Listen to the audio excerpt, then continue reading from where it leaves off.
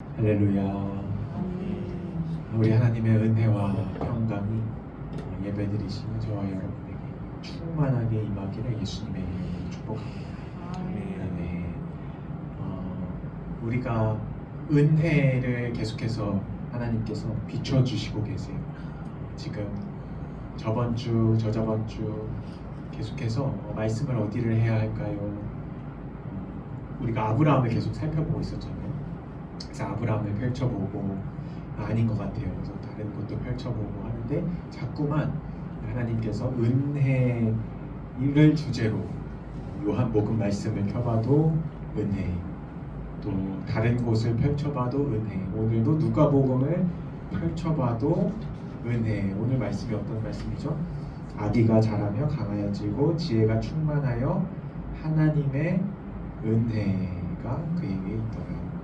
계속해서 은혜에 대해서 하나님이 우리에게 말씀해 주시고 계십니다. 우리가 어떻게 살아야 할까요? 제가 어제 친구와 전화 통화를 했습니다. 전도사인 이제 동생이었는데요.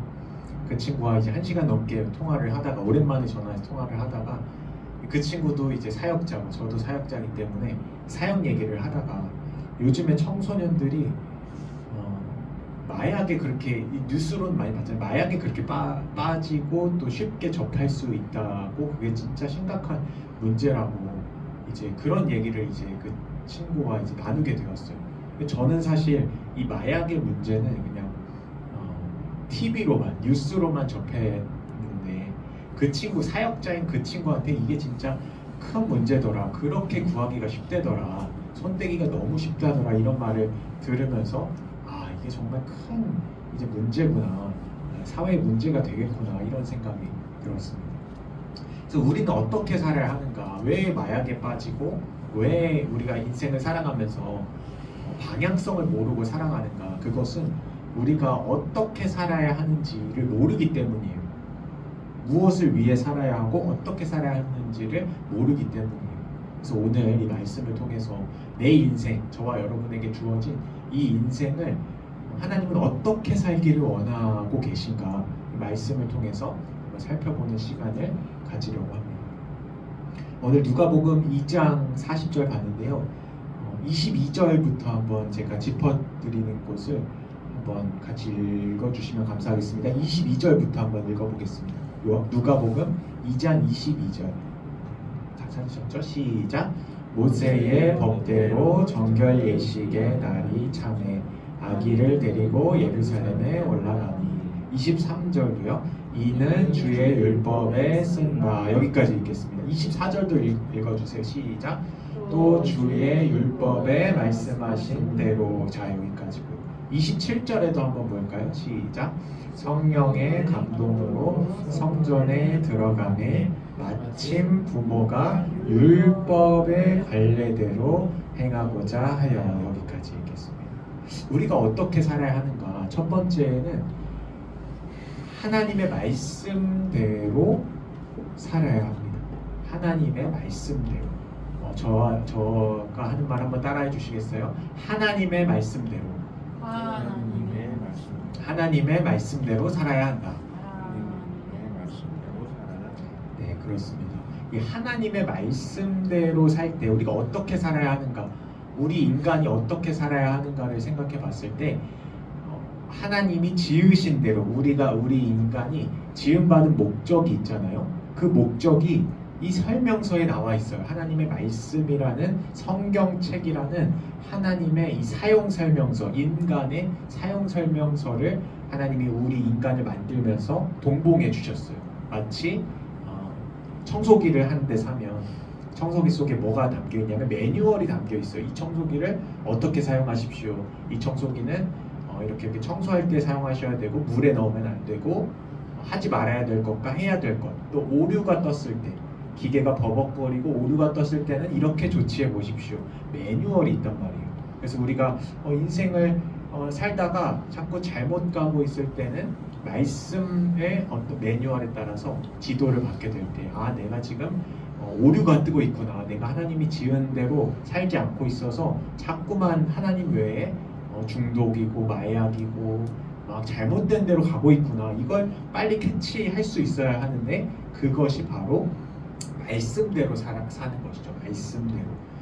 특별히 말씀대로 살아야 한다 들으면 어떤 큰 우리에게 주어진 큰 말씀이 있냐면 신명기 6장에 하나님이 큰 우리에게 말씀을 주셨어요. 무슨 말씀이냐면 너는 마음을 다하고 뜻을 다하고 힘을 다하여 내 하나님 여호와를 사랑하라.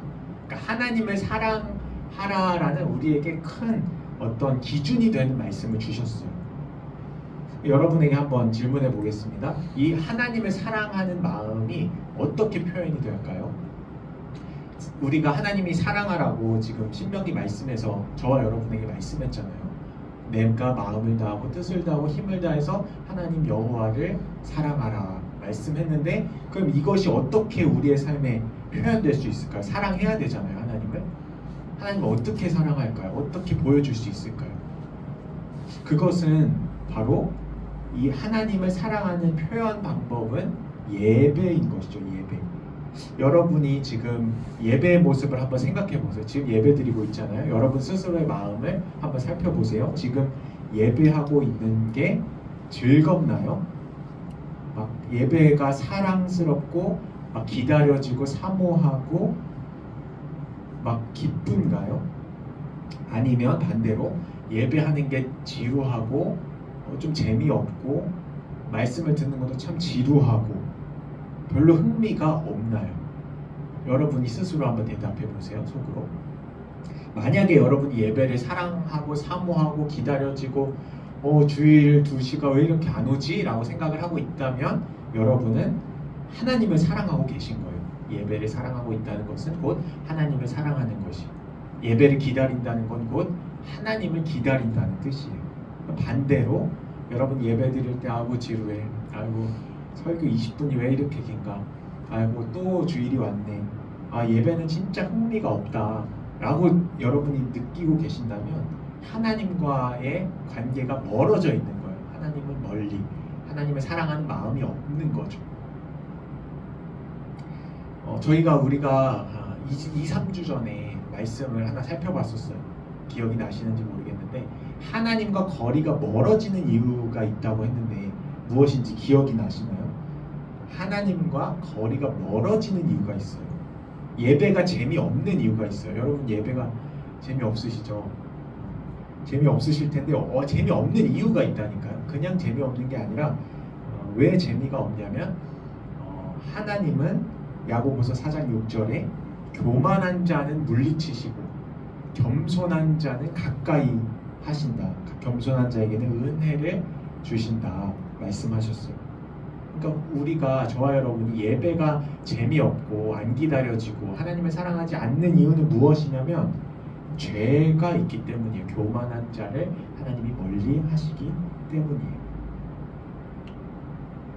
내가 얼마나 큰 죄인인지, 얼마나 하나님 앞에서 죄인인지를 알아보는 가장 쉬운 방법은 지금 드리는 이 예배가 아무런 감동도 없고 재미도 없고 흥미도 없다면 그것은 내가 죄인이라는 사실을 얘기해 주는 거예요. 막 내 마음속에서 내 영혼이 막 소리치는 거예요. 내가 이래서 죄인이야. 내가 왜 죄인이냐면 하나님을 예배하는 것이 너무나 재미가 없고 솔직한 내 심정으로는 그냥 나오는 거지. 그냥 2시 예배 있으니까, 부모님이 또 모태 신앙이었으니까 부모님이 신앙이 있고 나도 태어나 보니 교회를 다니는 것이 이게 습관 중에 하나, 마치 시간이 되면 밥을 먹듯이 습관 중에 하나가 되어서 나오는 거지.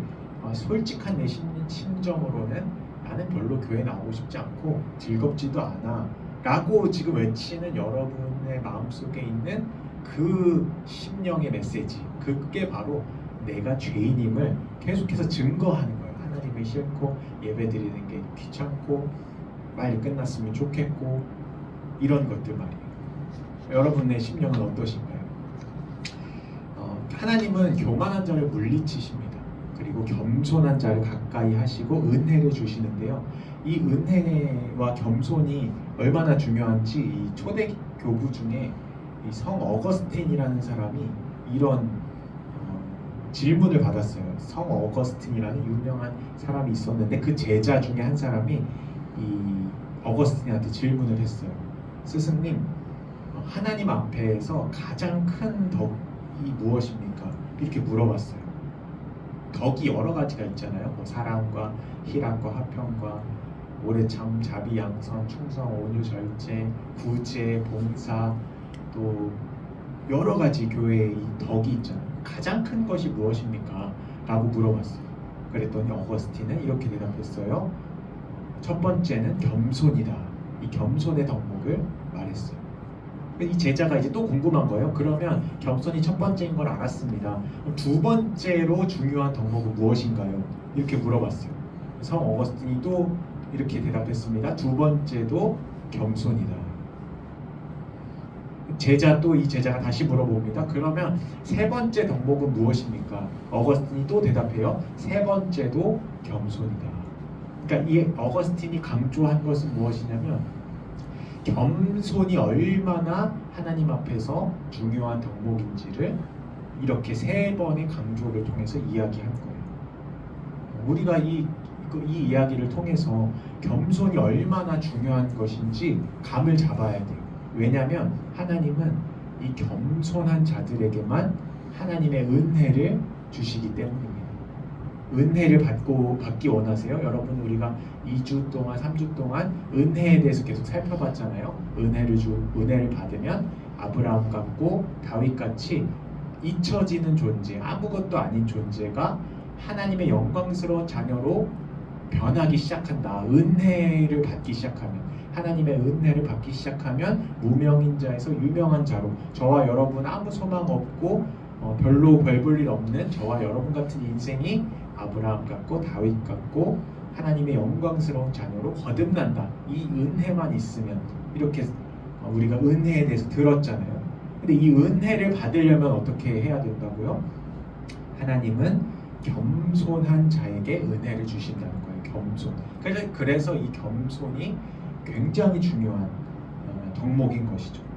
그래서 우리가 이 겸손의 관점을 가지고 오늘 본문을 다시 한번 보려고 하는데요. 누가복음 2장 40절 말씀을 이 관점을 가지고, 겸손의 관점을 가지고 한번 읽어보겠습니다. 2장 40절 말씀입니다. 시작.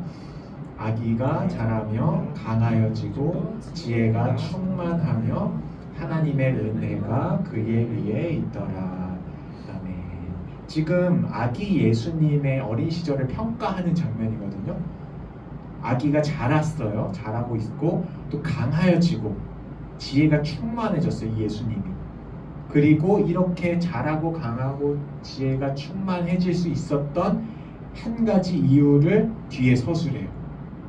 이 예수님이 어떻게 해서 이렇게 강하고 지혜가 충만하며 사랑스럽게 자라갔냐? 그것은 하나님의 은혜가 그의 위에 있었기 때문이에요.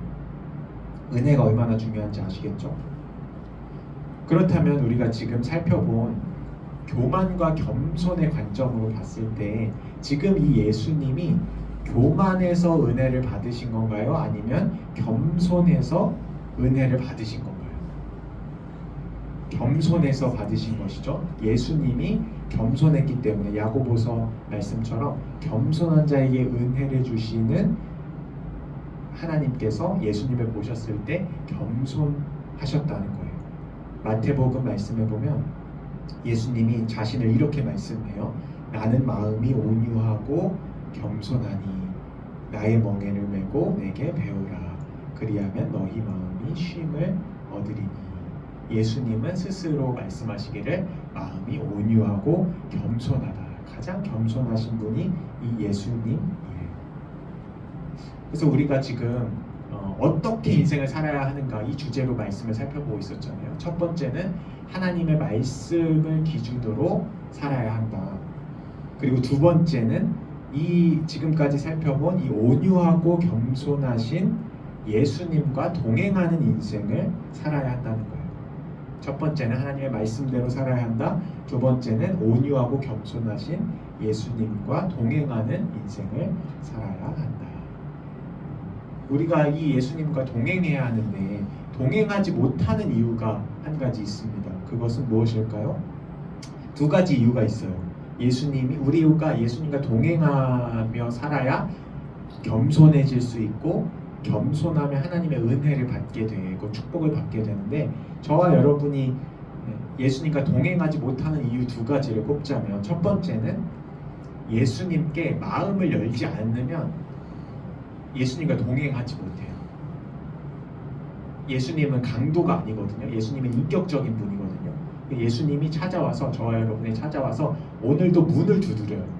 마음 문을 똑똑똑똑 똑똑똑똑 문 좀 열어줄래? 문 좀? 나 예수님이야. 너의 마음의 문을 좀 열어줘. 이렇게 두드리시세요. 근데 그 음성을 듣고 내 마음의 문을 열어서 예수님을 초청하면 예수님과 동행이 시작되고요. 그렇게 계속 두드리시는데 나 예수님이야 하는데 문을 안 열어주면 예수님과 동행하지 못하게 되는 거예요. 그래서 여러분 지금 이 시간 마음의 문을 열고 예수님이 여러분의 마음속에 들어오시기를 초청해드리는 거예요. 예수님 제 마음에 들어오세요. 예수님은 정말 구세주이시고 하나님의 아들이시고 내 죄를 위해 내가 정말 악한 죄 정말 그 말씀에서 나오는 나쁜 죄들 마음에서 나오는 악함과 또 살인과 간음과 음란과 거짓말과 내 안에서 이런 모든 죄를 나오는 나를 구원해 주실 분은 예수님밖에 없습니다. 예수님을 초청합니다. 예수님 내 마음속에 들어와 주세요. 이렇게 예수님을 받아들일 때 동행이 시작되고요. 예수님과 또 한 가지가 있어요. 예수님과 동행하지 못한 이유는 분명히 예수님께 마음을 열었는데 예수님과 동행하지 못하는 경우가 생겨요. 그것은 무엇이냐면 예수님께 마음은 열었는데 내 마음속의 주인이 예수님이 아닌 거예요. 내 자신, 내 자아가 예수님의 자리를 차지하고 있으면 예수님은 우리와 동행하지 못해요. 내 생각, 내 판단, 또 내 탐욕, 내 명예, 내 성공, 내 자아가 죽지 않으면 내 마음속에 이 주인인 내 자아와 내 모든 것들이 죽지 않으면 예수님과 동행하지 못하는 거예요. 반대로 이 자아 있잖아요. 내 자아와 내 생각들을 예수님의 십자가에 못 박잖아요. 하나님 내 온갖 내가 내 주인 되었던 이 자아들을 이 십자가에 못 박고 예수님을 주인으로 모십니다. 이렇게 이 결단이 있을 때 예수님은 그제서 우리의 마음에 오셔서 우리의 주인이 되시고 동행하시는 거예요. 교만이 무엇일까요? 교만한 자를 하나님이 물리치시고 겸손한 자를 가까이 하시는데 교만은 무엇이냐? 내 생각대로 사는 거예요. 교만. 내가 판단한 대로 사는 거예요. 또 내 탐욕대로 사는 거예요. 내 쾌락대로 사는 것이고 또 내 명예와 내 성공을 위하여서 사는 것이 이 교만이에요. 교만. 그러니까 이 관점에서 보면 저와 여러분이 얼마나 교만한지 아시겠죠? 우리는 항상 우리의 생각대로 하잖아요. 항상 우리의 생각대로 판단하고 항상 내 생각대로만 움직이고 쾌락이 움직이라는 대로 움직이고 그러니까 우리의 주인은 예수님이 아니었던 거죠. 예수님이 아닌 거죠. 오히려 내 자아가 주인이 되어서 주인이 시키는 대로 너는 이렇게 판단해. 너는 이 쾌락을 쫓아서 살아. 너는 돈을 쫓아서 살아. 너는 명예를 쫓아서 살아. 이렇게 주인이 예수님이 아니고 내 자신, 자아가 내 주인이 되어서 그 주인의 명령을 따라 사는 거예요. 저와 여러분이. 그러니까 엄청나게 교만한 상태인 거죠. 예수님은 저기 멀리. 분명히 마음은 열어드렸는데 저 구석, 마음속 구석에 한 100번째쯤 주인이 되세요. 나머지 첫 번째부터 99번째 주인은 내가 할 거예요. 내 자아가 할 거고 내 탐욕이, 내 쾌락이 내 인생의 주인이 될 거예요. 이렇게 한 상태인 거예요. 그러므로 겸손은 무엇이냐? 내 생각과 내 판단과 내 쾌락과 내 성공과 내 명예를 다 십자가 앞에 못 박고 다 버리고 예수님을 내 마음의 주인으로 모시는 것. 예수님이 말씀하시면 그 말씀을 따르고 내 생각에는 그게 아니야. 내 생각에는 그렇게 하는 게 옳지 않고 내 생각대로라면 그렇게 안 하겠지만 예수님이 아니야. 이 길이 맞아. 이 길로 와. 나에게 와. 이렇게 했을 때 예수님의 음성을 듣는 하나님의 말씀을 순종하는 그 상태가 바로 겸손한 상태인 것이죠. 그러니까 이것은 사실 굉장히 어려운 얘기예요. 하나님의 우리들이 얼마나 교만한지 이걸 깨닫고 보면 이 겸손이란 게 과연 가능은 할까? 와, 어떻게 이렇게 예수님의 말씀을 순종하고 겸손할 수 있지? 이렇게 불가능한 영역이에요, 사실. 다 내 생각과 내 판단대로 살고 있기 때문에.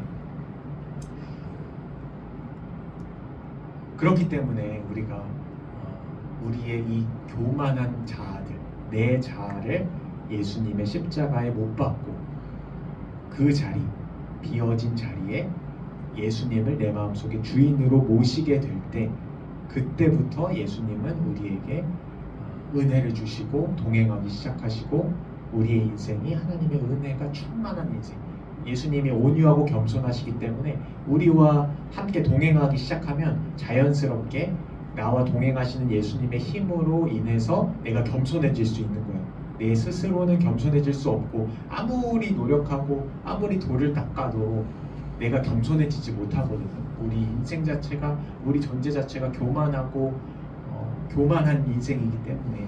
그런데 예수님을 주인으로 모시고 내 모든 자아와 내 모든 생각과 내 모든 쾌락과 내 마음속의 주인인 것을 십자가 앞에 못 박고 예수님을 내 주인으로 모시게 될 때, 이런 결단을 하게 될 때 우리는 비로소 겸손하게 예수님과 동행하고, 그 예수님과 동행할 때 모든 능력들이 나타나는 거예요. 나를 통해서 하나님의 놀라운 능력들이 나타나고 예수님의 또 성품들이 나타나고 성령님의 열매들이 저와 여러분의 인생 가운데 나타나게 되는 것입니다.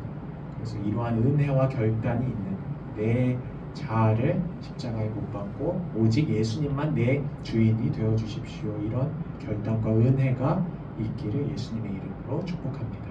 모든 힘을 필요해 완전한 그 사랑 잠이 베푸소서.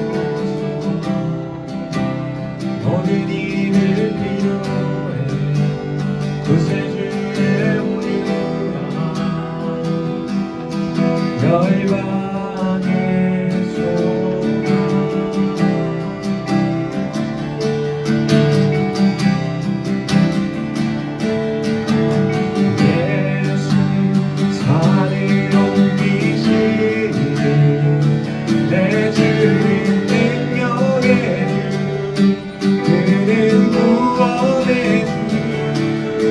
영원한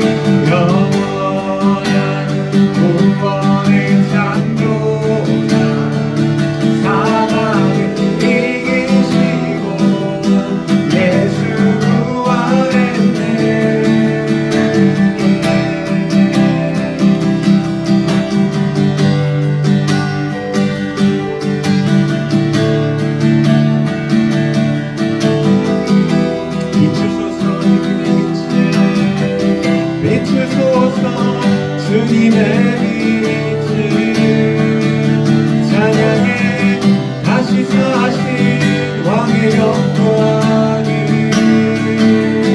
예수 비추소서 주님의 빛을 찬양해 다시 사신 왕의 영광 비추소서 주님의 빛을 비추소서 주님의 빛을 찬양해 다시 사신 왕의 영광을 예수 비추소서 주님의 빛을 찬양해 다시 사신 왕의 영광을